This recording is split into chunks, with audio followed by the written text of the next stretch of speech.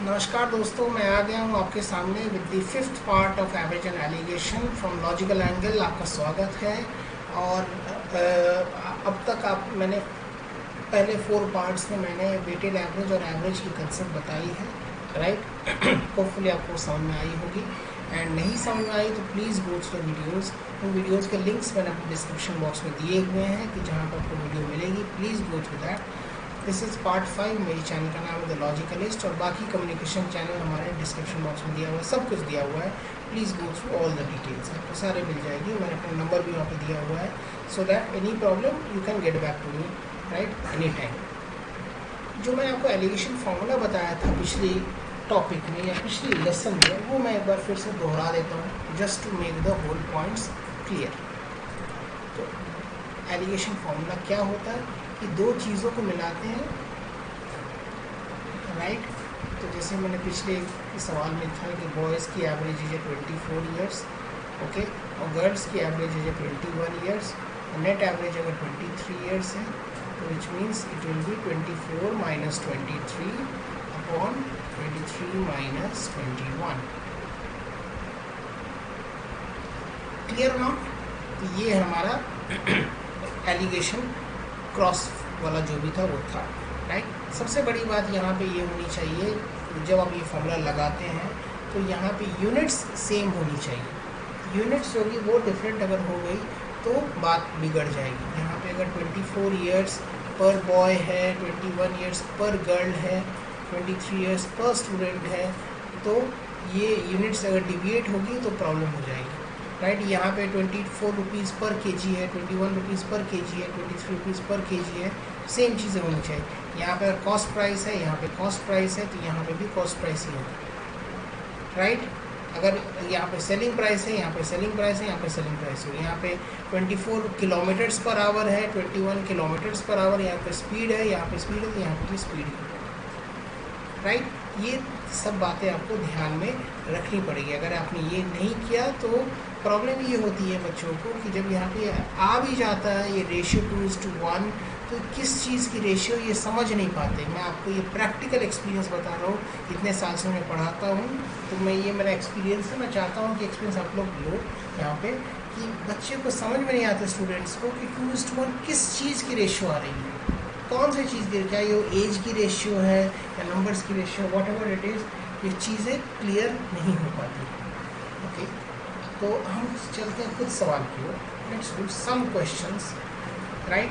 अभी भी हम लोग कंसेप्ट पहले डेवलप करेंगे इस एलिगेशन, क्योंकि एलिगेशन को एक प्रोजेक्ट की तरह हम लेते हैं, तो एक कंसेप्ट को पहले डेवलप करते हैं और मेथड्स देखते हैं कि कितने तरीके से हम एलिगेशन लगा सकते हैं। जैसे कि अब ये सवाल ध्यान में, ये सवाल पढ़े, ₹39 is divided among 65 boys and girls such that each boy gets 30 paise and each girl gets 80 paise. How many boys and girls are there? Clear? तो इस तरीके के क्वेश्चन को हम करेंगे। How do we do these kind of questions? क्या करें? हम कह सकते हैं let's do this question by traditional method, जो आप लोग करते हैं, यानी कि 65 बच्चों और बॉयज़ और गर्ल्स में ₹39 को डिवाइड किया गया सच दैट हर लड़के को मिलता है 30 पैसे, हर लड़की को मिलता है 80 पैसे। How many boys and girls are there? तो अगर मैं कहूँ आपसे कि मान लो बॉयज़ है B, गर्ल्स है G, बॉयज़ और गर्ल्स मिलकर कितने हो रही है? बॉयज़ और गर्ल्स मिलकर हो रही है 65 बॉयज़ एंड गर्ल्स। बॉयज़ को मिलते हैं 30 पैसे, यानी कि रुपए में अगर ट्रांसफर करें तो 0.3, तो B बॉयज़ को कितने मिलेंगे? 0.3 B, और G गर्ल्स को कितने मिलेगी? 0.8 G, और इसकी वैल्यू होगी 39 रुपीज़। अब इन दोनों इक्वेशन को सॉल्व कर दें तो हो जाएगा, लेकिन अगर इस तरह से ही करना होता तो मैं इतना एक्सप्लेनेशन क्यों करता? इस तरह मेथड से हम नहीं करेंगे और में आंसर आ जाएगा, ओके। इस मेथड से नहीं करेंगे। दूसरा मेथड हमारा क्या है? हमारा क्रॉस मेथड है। तो मैंने आपसे कहा है जैसे पिछले स्लाइड में कि यूनिट सेम होनी चाहिए। तो मान लो B बॉयज़ हैं, तो बॉयज़ को कितना मिलता है एवरेज? बॉयज़ को मिलता है 30 पैसे, और G गर्ल्स हैं, उनको G गर्ल्स को कितना मिलता है? इट इज़ 80 पैसे, okay. Now what is the net average? तो मैं कह सकता हूँ यहाँ पे कि 80 कुल मिला के, यानी कि नेट हर स्टूडेंट को ऑन एन एवरेज कितना मिलता है। तो कितने पैसे हैं आपके पास? 3900 पैसे हैं, जो कि 65 बॉयज़ एंड गर्ल्स में डिवाइड हो रहे हैं, यानी कि 60 पैसे ऑन एन एवरेज एक बच्चे को मिलता है, यानी कि 60 पैसे बीच में आएगा। बीच में क्या, ये तीनों अगर आपने फिक्स कर लिया तो आपका सवाल तो बन गया, राइट। तो बी बॉयज़ 80 में से 60 गया, कितना हो गया? 20, और 60 में से 30 गया, कितना हो गया? 30, यानी कि दिस इज़ 2:3। ये हो गया आपका 2:3। तो अगर 2:3 हो गया, यानी कि बॉयज़ अगर 2 हैं तो गर्ल्स कितने हैं? 3 हैं, यानी कि बॉयज़ अगर 2x हैं तो गर्ल्स 3x हैं। तो कुल मिला के कितने बच्चे हैं? 5x हैं, जो कि 65 के बराबर है। तो x कितना हो गया? x हो गया 13, यानी कि बॉयज़ कितने हो गए?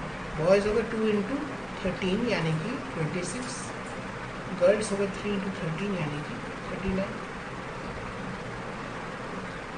राइट। इस तरीके से हम सोचेंगे तो it becomes much easier. Okay, अब अगर मैं चाहूँ इस सवाल को कई और तरीके से भी एलिगेशन लगा के कर सकता हूँ। अगर मान लो बॉयज़ और गर्ल्स, राइट, अगर मान लो सारे पैसे बॉयज़ को ही मिल जाते हैं, अगर मान लो सारे पैसे बॉयज़ को ही मिल जाते हैं तो बॉयज़ की, अगर मान लो मैंने सारे अगर बॉयज़ ही होते हैं, सारे अगर बॉयज़ ही होते हैं, यानी कि 65 बॉयज़ हैं, 30 पैसे के हिसाब से 65 बॉयज़ को कितना मिलेगा? 65 × 0.3 कितना होता है? 65 × 0.3 होता है 19.5, यानी कि यहाँ होगा 19.5। और अगर सारी की सारी लड़कियाँ होती तो 65 गर्ल्स को 80 पैसे के हिसाब से कितने रुपए मिलते? 65 × 0.8 यानी कि 52 रुपीज़ मिलते हैं, यानी कि दिस इज 52। और मिल कितना रहा है? It is 39 rupees. तो 39 माइनस 19.5 कितना है? 19.5, एंड 52 माइनस 39 कितना है? 13। सो इसकी रेशियो भी 2:3 ही है। Answer is again 2:3। तो अगर 2:3 आ गया तो फिर सॉल्व करके निकालना, बात खत्म। अगर आप इसे उस मेथड से समझो कि दो लड़के अगर झूल रहे हैं, लेट्स सी दिस, गर्ल्स कितनी है, बॉयज़ को कितना मिल रहा है और गर्ल्स को कितना मिल रहा है? गर्ल्स की एवरेज है, गर्ल्स की एवरेज है 80 पैसे, राइट। और बॉयज़ को कितना मिल रहा है? बॉयज़ को मिल रहा है, इट इज़ हाउ मच? और ऑन एन एवरेज कितना मिल रहा है? ऑन एन एवरेज कितना मिल रहा है? इट इज़, हमें पता है 60 पैसे, यानी कि यहाँ से ये कितनी दूरी पे है? ये 60 कितनी दूरी पे? ये 3 दूरी पे, 30 पे दूरी पे, और ये कितनी दूरी पे है? 2 दूरी पे, 20, यानी कि तो अगर ये 2 दूरी पे है तो ये 3 दूरी पे, तो ही एवरेज इक्विलिब्रियम बन रही है, नहीं तो बॉयज़ गर्ल्स से ज़्यादा हो रही है तो ये लाइन जो है वो सीधी बनेगी, नहीं तो वेट जो है वो गर्ल्स की तरफ झुका रहेगा, ठीक है। तो मतलब मैं कह सकता हूँ अगर ये 2 दूरी पे और ये 3 दूरी पे है तो ये 3 इसके हो गए और 2 इसके हो गए, तो बॉयज़ और गर्ल्स की रेशियो कितनी हो गई? ये हो गई आपकी 2:3। सॉल्व कर लो, यहाँ पे हो गया 2:3 अगेन। तो कई सारे तरीके से हम एलिगेशन लगा सकते हैं, सवाल का आंसर वही होगा, सवाल के आंसर में कोई चेंज नहीं होगा। क्लियर और नॉट? Right, okay. तो इस तरीके से हम सवाल अगर समझें तो it becomes very easy to solve. Okay, हम इस सवाल अगले सवाल की ओर चलते हैं, ध्यान से सवाल में देखो। A man travels 600 km in 10 hours. He goes some part of the journey by bus at 30 km per hour and some part of the journey by train at 80 km per hour. How much distance is traveled by bus and how much distance is traveled by train? Right. तो यहाँ पे पहले मैं क्या करूँगा, पहले मैं आपको बताऊँगा कि बच्चा गलती कैसे करता है, तो किस तरह से गलतियाँ, अब वो कह रहा है कि वो स्मार्ट बन गया है, राइट। ये मेथड सब जितने भी एलिगेशन मेथड है, अब वो एलिगेशन मेथड लगाने की कोशिश करते हैं।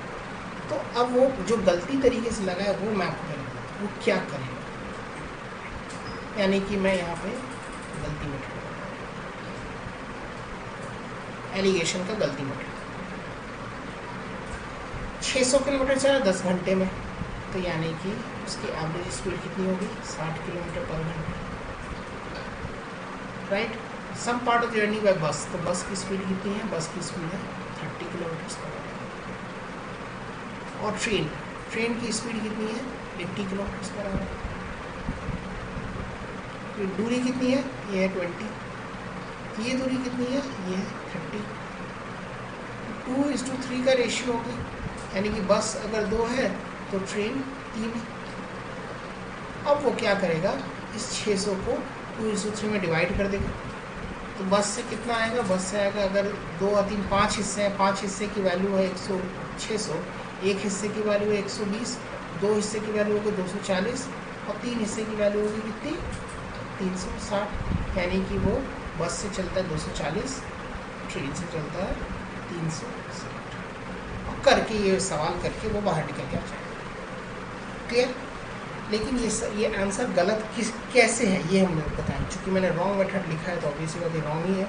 कैसे रॉन्ग है? अगर वो 240 किलोमीटर चलता है बस, और बस की स्पीड है 30, तो उसे कितने घंटे लगते हैं? 8 घंटे लगते हैं। उसकी टोटल जर्नी 8 घंटे की है।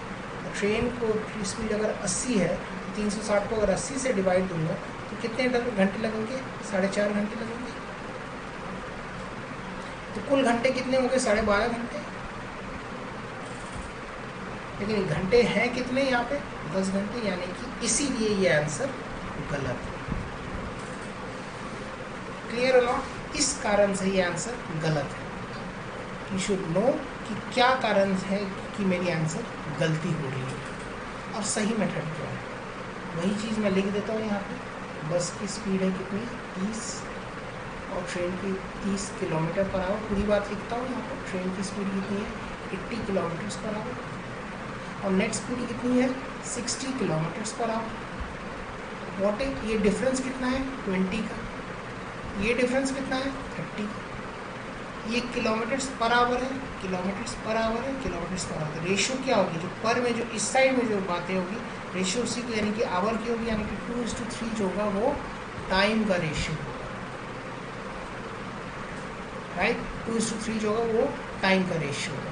तो यानी कि 10 घंटे को 2:3 में डिवाइड करें तो 4 घंटे बस से चलता है वो, और 6 घंटे वो ट्रेन से चलेगा। तो बस 4 घंटे में कितना चलता है? 4 × 30 यानी कि 120 किलोमीटर चलता है। और ट्रेन कितना चलेगा? 6 × 80 यानी कि 480 किलोमीटर। ये हमारा सही आंसर है। क्लियर है ना? हम इस तरीके से भी सोच सकते हैं। अब देखो एलिगेशन कई और तरीके से भी लग सकती है। अब सपोज करो वो अगर पूरी जर्नी वो बस से ही जाता है, पूरी जर्नी अगर वो बस से जाता है तो 20 किलोमीटर के हिसाब से 10 घंटे में कितना चलेगा? 300 किलोमीटर चलेगा। और अगर पूरी जर्नी वो ट्रेन से करता है तो कितना होता है? 800 किलोमीटर चलता है। लेकिन डिस्टेंस वो चलता कितना है? 600 किलोमीटर। इससे इसको माइनस करते हुए कितना हो गया? 200 हो गया। और इससे इसको माइनस करके कितना हो गया? 300 हो गया। यानी कि अगेन 2:3 की रेशियो, जो कि 2:3 किस चीज़ की रेशियो है? वो है टाइम की रेशियो, राइट। सो टाइम की रेशियो यहाँ पे हो गई, यहाँ पे इसके 4 घंटे हो गए और इसके 6 घंटे हो गए। सीधी बात। अगर वो पूरी जर्नी बस से करता है यानी कि पूरा ड्यूरेशन जो है वो बस से किया, यानी कि 300 kilometres for the entire duration of बस। ट्रेन का 800 kilometre for the entire duration. तो ये जो रेशियो होगी ड्यूरेशन की होगी, यानी कि आवर्स की रेशियो होगी। अगेन वही बात आगे कि पर में जो चीज़ है स्लैश किस साइड में, वही हमारा आंसर है।